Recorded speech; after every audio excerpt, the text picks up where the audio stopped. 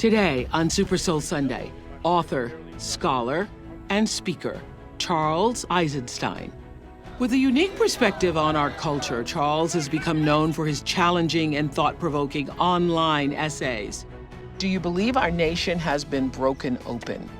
He urges readers to rethink the fury and indignation erupting between so many Americans. Everything that's happening to the world is happening to us. And whether or not we believe it, we can still feel it. And understand that what lies beneath the rage is actually a painful longing for reunion. Martin Luther King basically said that. You can use hatred as a weapon, but you cannot use hatred to defeat hate. Absolutely. So the reason I start with this is because everywhere you go, every conversation you're in, people are talking about this, but they're not able to articulate what it is. So we're looking at our current political climate. We're looking at living under a barrage of daily reminders, really, of how angry, how divided this country has become. It feels like we are experiencing right now a really teachable moment. And that what I believe is that if we're not able to shift to some form of empathy and compassion, that we're going to move into a level of lessons that we really aren't prepared to learn right now. So, do you believe our nation has been broken open? Not yet. Not yet. But it's coming. But it's coming. I would love to see our nation broken open. Sometimes we say that about a person, like, oh, that experience just broke him open. Yeah. Broke him wide open, and now he begins to sob, you know, now the grief comes in, now he changes his view of life. That hasn't quite happened yet. We're still holding on to the old story, the old normal, and part of that is what you were just talking about, the polarized, oppositional, hate-based politics, which is basically two sides holding on tighter and tighter and tighter to their polarized opinions about each other and their superficial diagnosis that the cause of the problem is those bad people. Yeah. Yeah. It's those people, and then those people say it's those people, and then everybody is shouting each other down. I love the article that you wrote 2 days after the election this year. It was called Hate, Grief, and the New Stories. Hate, Grief, and a New Story. Yeah. And you wrote that because? Because I was alarmed and really saddened at the level of hatred and just the reiteration of war mentality. On both sides. On both sides, yeah. I mean, each side thinks that it's the other side who is the bad guys. And what I'm seeing is this pattern. This is, I guess, part of the mythology of our culture. It's a formula for making the world a better place. And the formula says, first, find the bad guy. Blame something. Yeah. And then go to war against that. Control that thing. Yeah. So that's the basis of storytelling. You know, you got to have the antagonist. You got to have the thing that you're fighting against. You got to find the hero that you're following. You know? Yeah. Yep. Same pattern, like in almost every action movie. Yes. And what's missing here is the deeper matrix of causes that is much more complicated. So two things happen when you realize the real causes. One is that you don't know what to do, because the usual solution of finding the bad guy and fighting the bad guy doesn't work. So you don't know what to do. I would love to see some politicians run for office and say, healthcare, immigration, I have no idea what to do. Like, wouldn't that be refreshing if someone just said, I don't know what to do, instead of having to have a plan, which is going to be a reiteration of policies based ultimately on this war thinking that don't work. And the second thing that happens is that you realize that I'm part of the problem too, or we're part of the problem too. It's not just some other person. And it's in the same thing goes in. I don't think people realize that they're part of the problem. That's why I'm sitting here talking to you today, because I think that what you're doing with your essays is trying to get us to see that we are part of the problem. Seeing our role in the problem, because I think we're still in that, it's that guy, he's the one, if they only just straighten their stuff out, if they come to their senses, or if they weren't deplorables, or if they want whatever word people want to use to try to put the other side, the other people who don't think the way they do, down. So what you were ultimately saying in the essay on hate and grief and creating a new story is we got to stop the hating. Because it's a delusion, because it's based on judgments that aren't true. Like if I say, and happens in personal life too, that you're doing that because you're not quite as good a person as me. Because if I were you, in the totality of your circumstances, I'd do better than that. Mm-hmm. If I were poor, rural white, I wouldn't be a racist. I wouldn't say such a thing. Whatever the story is, because in fact, if you were that person in the totality of their circumstances, you do that too. And any judgment that says, I'm different from you, I'm better than you, that means that there's a deficit of understanding. Yeah. So and this is what I would call the new story or the next story of interbeing, that says that in some sense we're all one. If I were in your situation, then I would do as you do. So and if I think otherwise, it means I don't understand your situation. So the important thing, the question I thought was so vital that you brought out in your essay on hate and grief and our new story is, what's it like to be you? Yeah. Yeah. Which is fascinating to me, which is, as I've sat in this chair in various forms, in various chairs throughout my career, that is really what I'm seeking to find when I sit down with a person, is what's it like to be you? And you're saying we each need to ask that question of the other, and ask it not in a rhetorical sense, but really from a point of view of what is that like? Yeah. To be you. Otherwise, we're going to be trapped in the old drama of fighting the enemy. So like, for example, we're never going to... And we're going to lose. We're going to lose that fight. Even if we win the battle, we'll lose the war. Yeah. Yeah. Yeah. Like you might be able to win the battle, say politically, by arousing so much anger and indignation and hatred against the other side that you overcome them in the next election. But what you will have done is strengthened the ground conditions of hatred. Martin Luther King basically said that. You can use hatred as a weapon, but you cannot use hatred to defeat hate. Absolutely.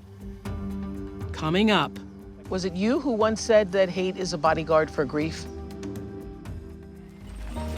And later in this week's Super Soul Short, the Emmy Award-winning team at Apricot Lane Farms with the story of one little lamb who overcame rejection and separation in a most surprising way.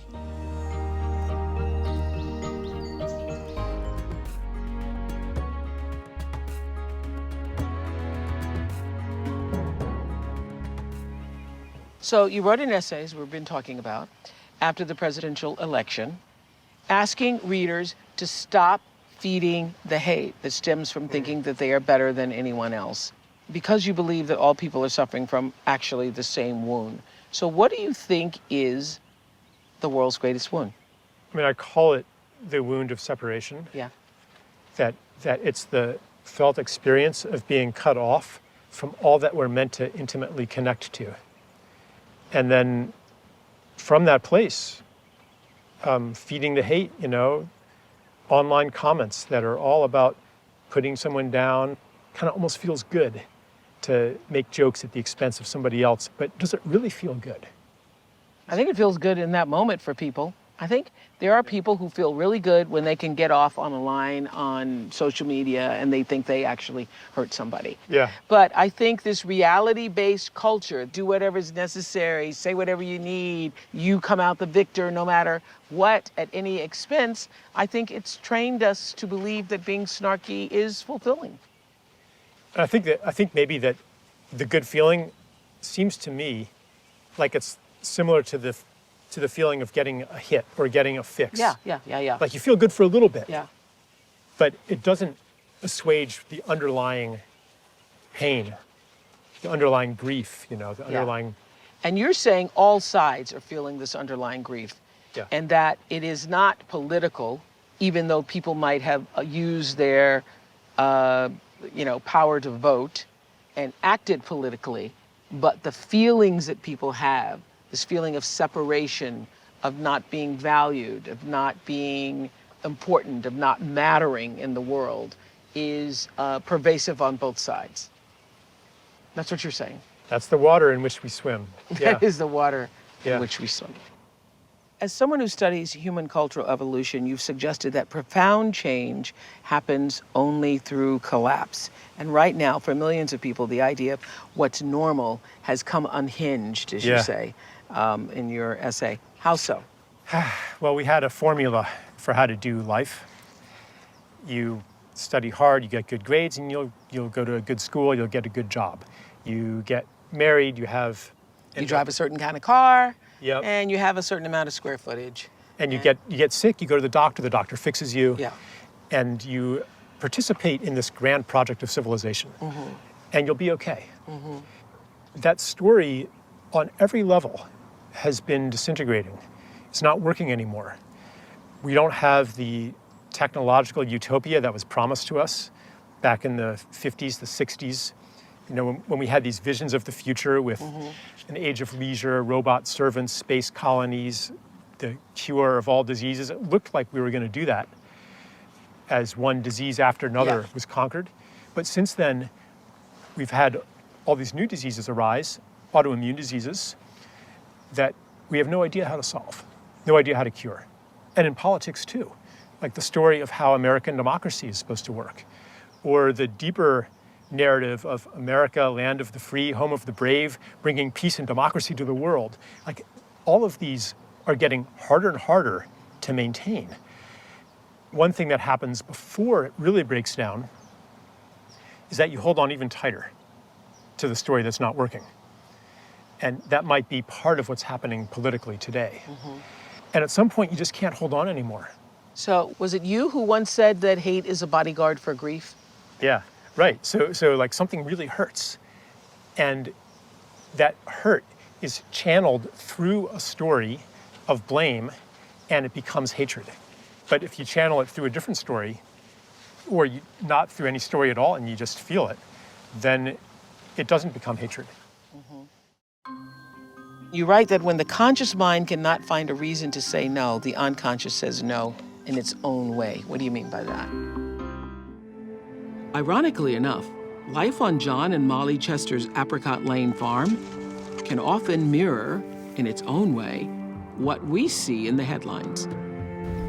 Like this story of an orphan lamb, rejected by its community, but whose struggle to connect inspires empathy and goodness in unexpected places.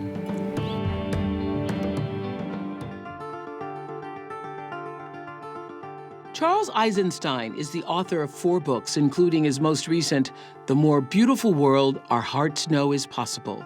I love that book title. His premise is that no matter how disconnected we all are feeling, every person we encounter, every experience we have, positive or negative, mirrors something inside ourselves. In all forms. Social media posts, news headlines, even something as simple as a conversation. Charles believes your individual being partakes of all beings in every moment you encounter. So what do you mean by we're not just separate individuals? Well, we kind of live in a mythology, and by mythology, I mean the story that answers really basic questions, like who are you? What's the purpose of life? What's real? How do you create change in the world? What's the purpose of humanity? Like, these are really basic questions that every culture asks. Yeah, I actually asked them on this show. Well, yeah, so we've had a cultural story that answers those questions. And basically, it comes down to who you are is a separate individual in a world that is separate from you. That's an objective universe. And it's populated, this universe is populated by other separate individuals who are, since they're separate from you, you're basically in competition with them. Their well-being doesn't mean that you're going to be better off. In fact, their well-being can mean more for them and less for you. So we're in this constant competition, surrounded by impersonal forces. So this story, I call it the story of separation. So on the human level, same story says that human progress and our destiny comes through the conquest of nature. And this is... And other beings. Yeah. that And we other see as beings. separate from ourselves. Right. Yeah. Right. So health comes through conquering bacteria. Yeah. Yeah. Or conquering nature, even like your own nature, like health, virtue, wealth, et cetera, comes through discipline, through exercising control over yourself, over your desires, perhaps. So it's the same pattern on an individual level, on an economic level, on a political level, and then also on like the ecological level, the human relationship to the world. So that's kind of the big picture, because these are the myths that condition us to see the world. So what you're saying is this is the way we have been operating up until now, Right. and that we are actually in the midst of creating a new story, but most people are not conscious of the fact that we're creating the new story. And that's why we're in so much confusion right now, because a new story is evolving, and a lot of people aren't aware that the new story is evolving. Yeah, because we're surrounded by the institutions of the old story. We still live in communities that aren't really communities because we don't know the people around us. Right. We're surrounded by strangers. Yeah. Where we actually know more about who's on the cover of People magazine. Yeah. Or we know more about the lives of people you don't know and will never meet than you do your next door neighbor. Right. So we feel lonely. Like if we're not actually separate selves, then our beingness, our sense of being in the world depends on our relationships. And when our intimate relationships are only in the family, I'm not talking about sexual intimacy, I'm talking about like really being known. Yeah. When we don't know our neighbors and we're not participating in the natural world in an intimate way, then we feel alone. We don't even know who we are. There's a deficit of identity when we're shrunk down into these little separate selves. Yeah. And it's interesting because you have been feeling this. I think you call it in The More Beautiful World Our Hearts Know Is Possible. What a beautiful name for a book, actually. You call it this sense of wrongness, that something was wrong. You could feel that there's a wrongness going on, and you've been feeling this your entire life, even as a little boy. Yeah, just like that feeling of just sitting in school, and it's a beautiful day outside, and there's some part of you that knows it's not supposed to be this way. I'm not supposed to be filling out these worksheets.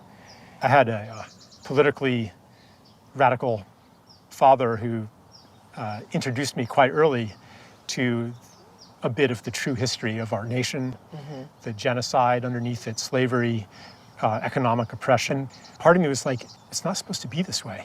But so much of the conditioning, the programming around me said that, no, you're supposed to be happy here with the life that's offered to you. Yeah. And if you're not, Because everybody around you is telling you that. Yeah, go ahead. right, yeah. The authority figures are telling you that. You get an A if you do well on those worksheets. And if you walk outside, you get in trouble and you get sent to the principal's office. Just that simple. So that knowledge, I think for many people, is a lonely knowledge. This knowledge that life is supposed to be more authentic, more intimate, more real. And this kind of low-level suffering that we take for granted, or for many people, high-level suffering that we take for granted, it doesn't have to be like this. And this low-level suffering, another word for suffering you use is separation. This feeling that you're disconnected, even though you are in a room or in a world where you are engaging with people all the time. But there's this low-level sense of disconnection from community is what you're talking about. I love what you say as early as page 2 here. You say, on some level, we all know better. This knowledge seldom finds clear articulation. So instead, we express it indirectly through covert and overt rebellion. I find that so interesting. Addiction, self-sabotage, procrastination, laziness, rage, chronic fatigue, and depression are all ways that we withhold our full participation in the program of life that we are offered. Well said, sir. Thank you. And you write that when the conscious mind cannot find a reason to say no, the unconscious says no in its own way. What do you mean by that?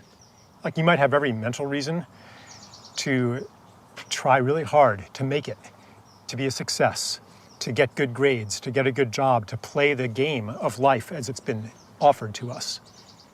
But there's a rebellion. I think it's a mutiny of the soul, I call it, that says, yeah, you can make me sit down in this seat, but you can't make me pay attention. Right. Coming up. So, explain why you think creating a movement isn't always a good idea. Because I know here everybody's saying, Oh, we yeah. need a movement. We need a movement. And how do we begin to shift from what you call a culture of judgment to a culture of empathy? How do we do that? Later in this week's original short, an orphaned lamb fights for survival, recognition, and connection. Art and nature imitate life on Apricot Lane Farms.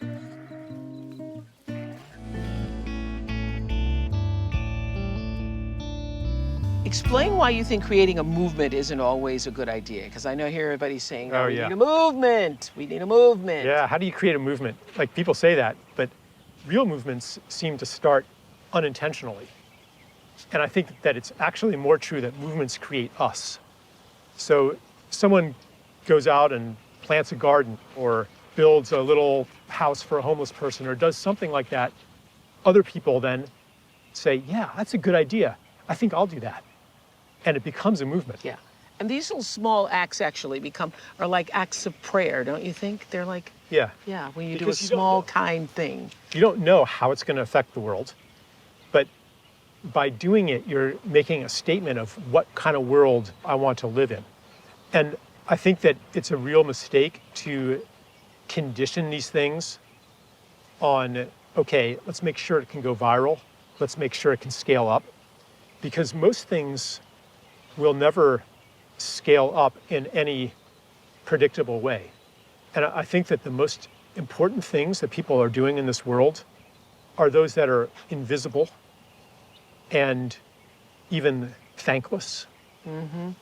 People like me, and I mean, to a greater extent, you have a gigantic platform, or even take it up a notch, the president or something. We think that these are the people with the power in the world.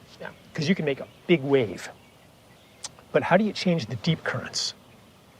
And I have this intuitive feeling that the people who are really altering the future of 500 years might be like the grandmothers who are taking precious time one-on-one with a child, a sick child, or the kindergarten teachers. Yeah, I was definitely going to say the parents. The people who have the opportunity to alter the field and to create an open field for the world, for the future, are the parents. Those are actually the most powerful beings on earth right now, I think.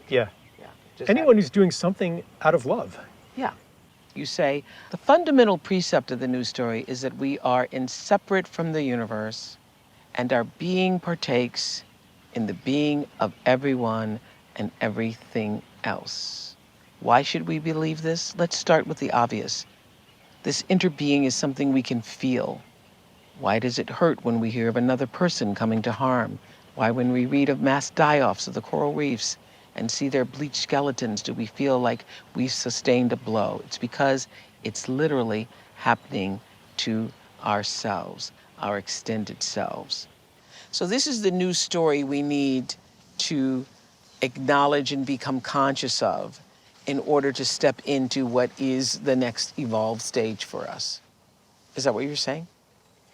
Yeah, and that it's already happening to us, this expansion of consciousness, because the shields, the barriers that we're maintaining to not feel, we can't hold those up anymore. Reality is breaking through. Part of the political, economic, environmental crisis is that breakthrough. It's an initiation for our society, for humanity. You think it'll be our lifetimes when we accept the news story? Well, I'm older than you, so I don't think it's going to be in mine. So I don't know if you think it's going to be yours. It's going to, intellectually, I could say I accept the news story.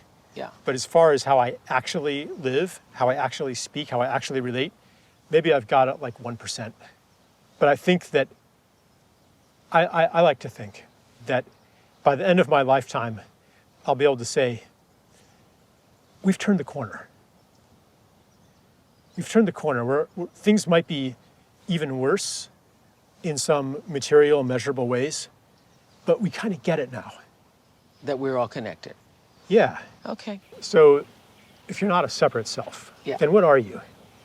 You are maybe the mirror of all things, or you are the totality of your relationships. So that means that anything that happens to anything, to any being, is happening to you on some level. Ah. It means that any difficult relationship you have is mirroring something in yourself. Mm-hmm. It means that everything you do to the world will somehow come back to you. Mm-hmm. It means that the world outside of ourselves is not just a bunch of stuff, but it's a mirror of self. It has qualities like consciousness and intelligence that aren't just in human beings, but they're in all things. That pond over there, this tree. Yeah. It's why you can see a video, like I saw the other day, of a pelican wrapped in plastic, like sort of trapped in plastic. And I started to tear up. Right. Because there's a part of me that is so connected to that pelican, it felt like that thing was happening to me. It's happening to you. Yeah. Yeah. Everything that's happening to the world is happening to us. And whether or not we believe it, we can still feel it. Yeah. That's why it hurts so much. And we don't even know why. Yes. And the reason why we are so separated and feel so isolated and lonely in this separation is because we've numbed ourselves to the feeling that we are all connected. Yes. Everything is geared to pull you away from the idea that you are not connected, that you are separate. Right. So the story basically says that if we can only insulate ourselves effectively enough, build a high enough wall, a good enough surveillance system, strong enough prisons, then we can keep the suffering out. Yeah. But it's not true, and we're learning that the hard way. If we destroy ecosystems, then our own health is going to deteriorate. Like, it's inescapable. We're all connected. That's what we're learning through a kind of cultural initiation. Mm-hmm. Mm-hmm. The only people who seem to get it right are children. Yeah, I mean, we're all born knowing that we live in a magical world, that we're all connected. Yeah, it's an innate knowledge. The children get it. Yeah. And at some point, it's sort of drained from them. That's part of it, yeah. Yeah. Okay. What are some of the principles of interbeing? You know, I remember having a conversation with Thich Nhat Hanh, who also talks about this a lot. I think he might have actually coined the term interbeing, but it's a really natural word to use because it's not just interdependency and interconnection. Yeah. It's that my very existence depends on the existence of all beings. So if a species goes extinct, something dies in me.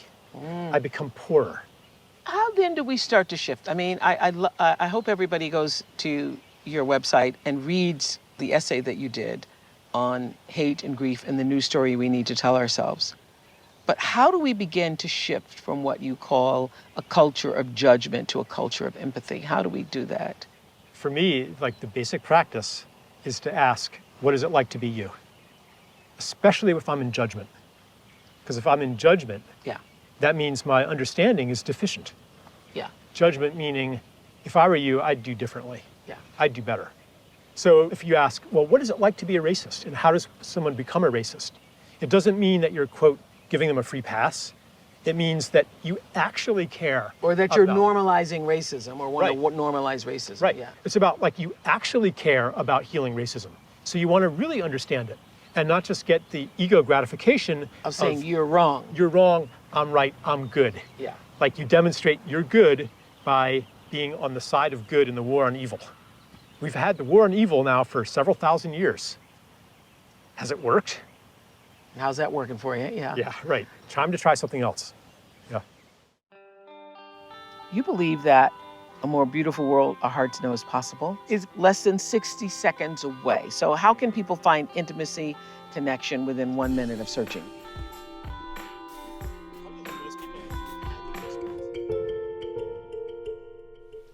You believe that a more beautiful world our hearts know is possible. Love the title. Thanks. Is closer than close. Less than 60 seconds away. So how can people find intimacy, connection within 1 minute of searching. You talk about it here. Probably most people have had those experiences. Yeah. It might be at the bedside of a dying person or having a deep spiritual experience where you're like, oh, it's all here already and everything is a miracle. We have these experiences. I think what I was referencing in what you were reading is the experience of gazing into somebody's eyes, and you see, oh, you're the same being I am, gazing out of a different set of eyes, and you can have a really deep experience that way. Yeah. When I read that, I thought you are so right. We go through life and we don't even allow ourselves the experience of gazing into a person's eye. I mean, I started thinking about how long do I actually look into a person's eyes? It's almost, in our culture, considered invasive. You're not supposed to, continue looking into someone's eyes. You don't look at a person's eyes long enough to realize, oh, I'm in there. I'm in there and you're in here. It's kind of like, how you doing? Keep moving. Right. Yeah. Because if we did that, I think the whole apparatus of our society would stop working. Like, it's uncomfortable for a reason. It's uncomfortable because the world that is so familiar cannot accommodate that amount of connection and intimacy. It's actually kind of a threat. It says that the level of joy and intimacy that you've settled for is a lot less than what's possible. We're being shortchanged. And deep experiences like that are in a way kind of threatening. And sometimes people have an experience, could be, a heart attack or something that really brings them into touch with what is real. Usually it's when something has gone wrong, when people take the time to actually look in the eyes of a loved one and really see them. Yeah, it was a really interesting point you brought up. And so just taking the time to look into somebody's eyes for 60 seconds changes the vibration, the energy between the two of you, regardless, doesn't it? Yeah, yep. And it kind of reconfigures what normal is. When you have an experience like that, like a lot of people, if they have a near-death experience or a powerful transformational religious experience, they go back to their normal lives. But those lives no longer seem so normal. And reality, as they'd known it, no longer seems so real. And so the hold of the old story is loosened. What can help change this us versus them mentality into realizing that we're all in this together? What we're talking about here, looking at each other in the eye, and what else? I think anything that rehumanizes other people. Sometimes people do processes where they bring people on opposite sides of a conflict together into a room and create conditions where they can connect with each other's humanity. And the conflicts become not irrelevant, but they're put in a different light. Because when you see your enemy's humanity, then the operating assumption that had powered the conflict may change. And what do you envision as our new story? You've seen glimpses of new ideas that give you hope. Yeah. Can you share some? Yeah, like pretty much anything that is called alternative or holistic. It's basically anything that says that, we're connected. We're interdependent. Your well-being will bring my well-being. More for you is more for me. It's the mentality of the gift, of generosity. What I give to the world will come back to me somehow, because we're not really separate. Other cultures had this. Ancient cultures, indigenous cultures. In those cultures, your well-being, your wealth, your status depended on how generous you were. So you could give everything away and you'd be okay because people would take care of you too. So you were at ease. You felt at home in the world. And you saw this in nature as well. You saw every being not trying to outcompete all the others, but every being offering a gift toward the health and evolution of all things. So this is from page 7 of your book. You say, I'm not an avatar or a saint. I'm an ordinary man. And if my words fulfill their intention, which is to catalyze a next step, big or small, into the more beautiful world our hearts know is possible, my very ordinariness becomes highly significant. It shows how close we all are, all of us, ordinary humans. to a profound transformation of consciousness and being. If I, an ordinary man, can see it, we must be almost there. Yeah. Like we're all really, really close. We're already there in a new consciousness. So we need to help each other. You know, you have this breakthrough, and yes, I'm going to devote my life to this thing I love. But then the voices from inside and outside say, well, that's just irresponsible. That's impractical. You can't be that way. Yeah, you're being naive. Yeah. And we need people to say, no, you got to trust that. Your inner knowing. Yeah. Your inner being. Yeah. Well, thank you for reminding us of the more beautiful world our hearts know is possible. Thanks. Charles. Will do. Up next in this week's Super Soul Short, how an orphaned lamb learns to adapt and ultimately transcend the rigid social rules on the farm. On today's Super Soul Original Short, we have all become familiar with what separation, desperation, and displacement looks like. It's rare to witness the quiet moments Charles and I spoke about when compassion sparks true and lasting change as one soul offers their heart to console another. Ironically enough, life on John and Molly Chester's Apricot Lane farm can often mirror, in its own way, what we see in the headlines. Like the story of an orphan lamb rejected by its community, but whose struggle to connect inspires empathy and goodness in unexpected places.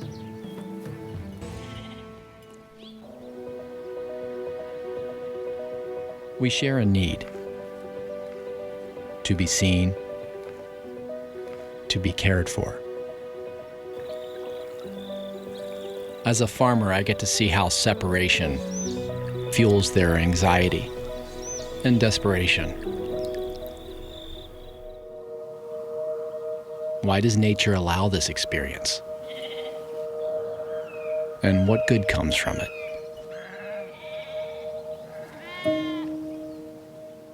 I'm reminded of the story about an orphan lamb.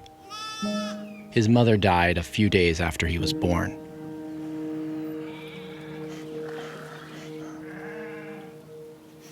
Of course, my impulse is to help them, but it's always easier if we give them some time to work it out.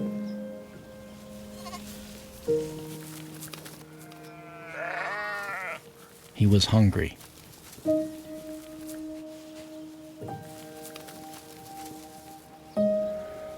And he had to find a new mom.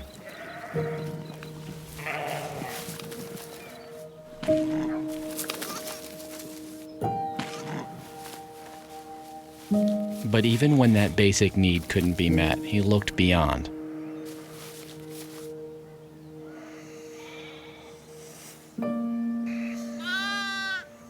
He now just wanted to be comforted.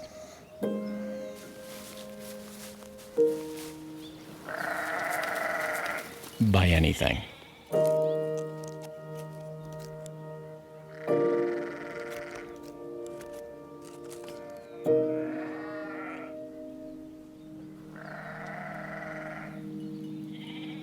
It wasn't easy to watch.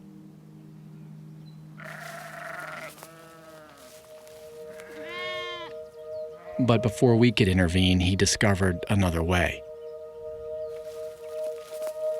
So long as she didn't see him, he could get what he needed.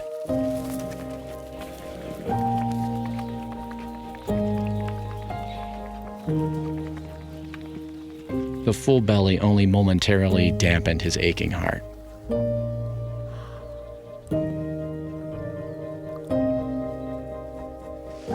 Because he would always be the orphan.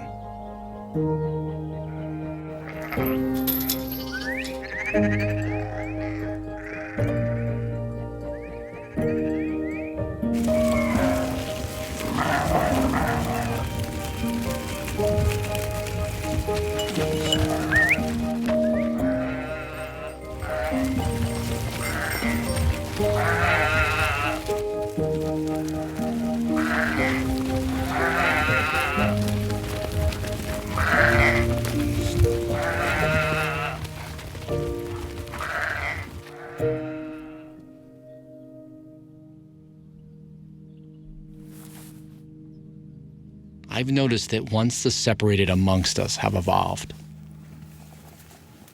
surprisingly, they reach beyond simply wanting to belong.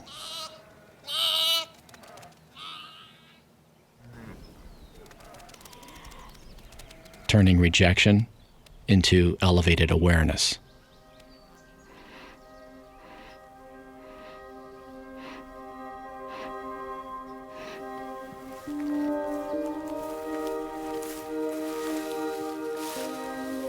In turn, connecting them to everything else.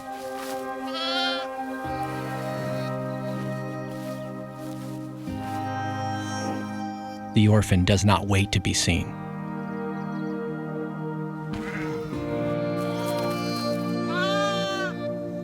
He doesn't give up.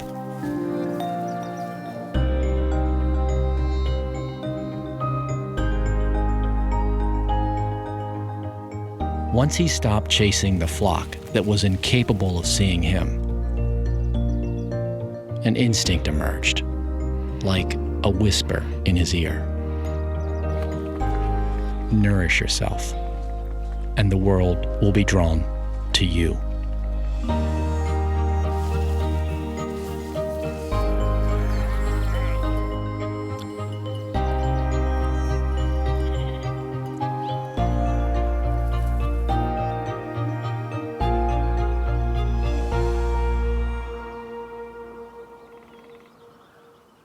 What I do know for sure is that we are all connected.